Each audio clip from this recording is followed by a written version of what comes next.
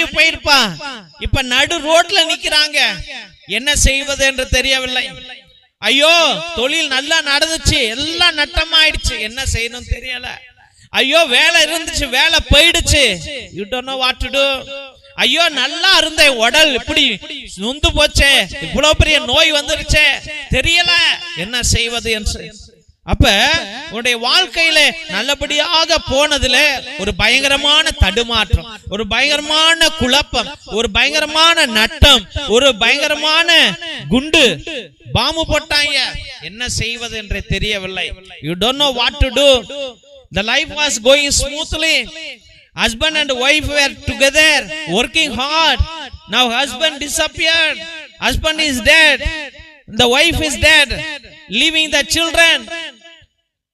Now you are on the street. You don't know what to do. You don't know what to do.